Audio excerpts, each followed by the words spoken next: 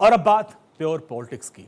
पश्चिम बंगाल की माटी एक ऐसे ऐतिहासिक अध्याय की गवाह बनने जा रही है जिसकी गूंज हर जगह सुनाई देगी।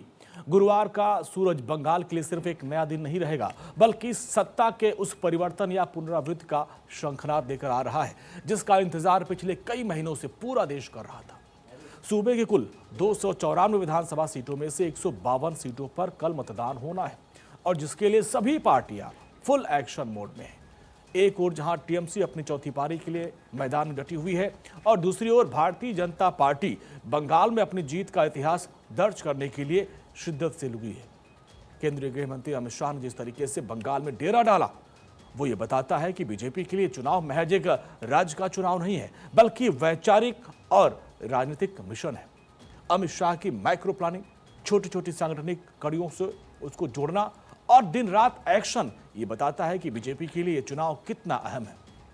कल का दिन यह तय करेगा कि बंगाल की जनता दीदी के भरोसे पर मुहर लगाती है या प्रधानमंत्री नरेंद्र मोदी और अमित शाह के सोनार बांग्ला के संकल्प को चुनती है।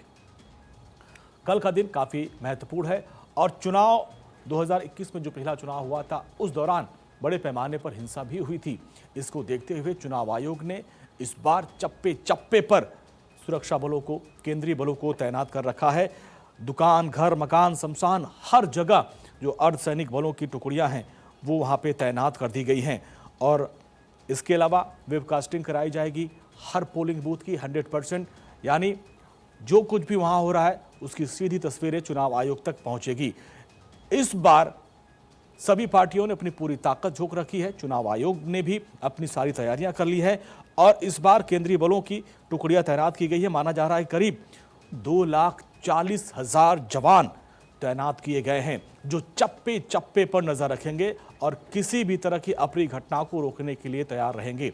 चुनाव आयोग ने भी लोगों से अपील की है कि बिना डरे अपने घर से बाहर निकलें और अपने मताधिकार का इस्तेमाल करें। डरने की बात नहीं है, क्योंकि पिछली बार हमने देखा था कुछ जगहों पर बूथ कैप्चरिंग की और मतपेटी को लेकर भागते हुए, ईवीएम को लेकर भागते हुए तस्वीरें सामने आई थी। लेकिन इस बार चुनाव आयोग ने कमर कस ली है और आप देखिए 2,407 कंपनियां तैनात की गई हैं और जिसमें बताया जा रहा है करीब 2,40,000 जवान हैं जो इस पूरे चुनाव प्रक्रिया को सफलतापूर्वक संपन्न कराने के लिए तैनात हैं। और सबसे ज़्यादा जो मुर्शिदाबाद, जहां पिछली बार भी कई हिंसा की खबरें आई थी, मुर्शिदाबाद में 316 कंपनियां तैनात कर दी गई हैं। यानी इस बार चुनाव आयोग की तरफ से बहुत तगड़ी व्यवस्था की गई है। और अब सियासी पार्टियों की बात करें तो गृह मंत्री अमित शाह और प्रधानमंत्री नरेंद्र मोदी ने जमकर चुनाव प्रचार किया। गृह मंत्री अमित शाह ने यहां पर डेरा डाल रखा था, एक एक बूथ लेवल के कार्यकर्ताओं से मुलाकात करके रणनीति तैयार की थी। और जिस तरीके से एसआईआर के बाद ये चुनाव की प्रक्रिया हो रही है, पूरे देश की निगाहें हैं इस पर, क्योंकि कल का दिन काफ़ी महत्वपूर्ण होने वाला है। और कल जब चुनाव होगा तो कुछ ऐसे इलाके हैं जो पिछली बार बीजेपी ने यहाँ पर बहुत अच्छा प्रदर्शन किया था और इसमें बीजेपी एक बार फिर से उसको दोहराना चाहेगी। इस बार कुल 152 सीटों पर मतदान हो रहा है, जिसमें बंगाल के कूच बिहार, अलीपुरद्वार, जलपाईगुड़ी, दार्जिलिंग, उत्तर दक्षिणी दिनाजपुर की जो 54 सीटें हैं, यहाँ पर भी चुनाव हो रहा है। तो इसलिए यहाँ पर सभी पार्टियों ने अपना पूरा जोर लगा रखा है।